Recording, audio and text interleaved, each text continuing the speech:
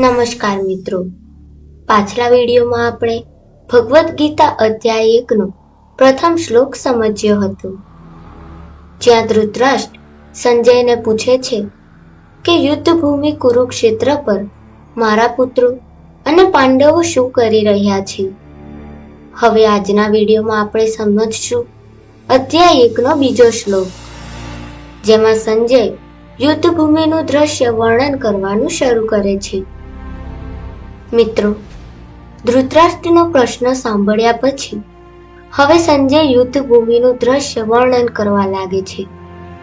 તે કહે છે કે જ્યારે કૌરવોના રાજા દુર્યોધન પાંડવોની ગોઠવાયેલ શક્તિશાળી સેના જુએ છે, ત્યારે તે થોડો વિચલિત થઈ જાય છે અને તરત જ પોતાના ગુરુ દ્રોણાચાર્ય પાસે જાય છે.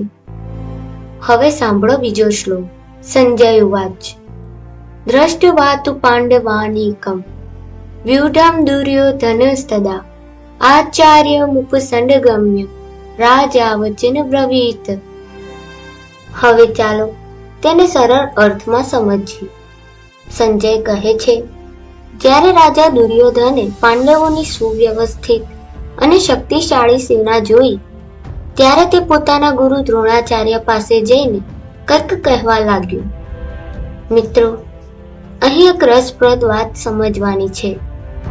દુર્યોધન ખૂબ ગર્વીલો અને શક્તિશાળી રાજા હતો, પણ જ્યારે તેણે પાંડવોની સેના જોઈ, ત્યારે તેના મનમાં થોડો ડર પણ ઊભો થયો, કારણ કે પાંડવોની સેના માત્ર મોટી ન હતી, પરંતુ તે ખૂબ સારી રીતે ગોઠવવામાં આવી હતી.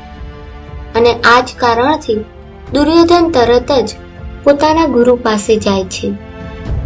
આગળના શ્લોકમાં આપણે જોઈશું કે દુર્યોધન પોતાના ગુરુને શું કહે છે અને પાંડવોની સેનાની શક્તિ વિશે કેવી રીતે વાત કરે છે.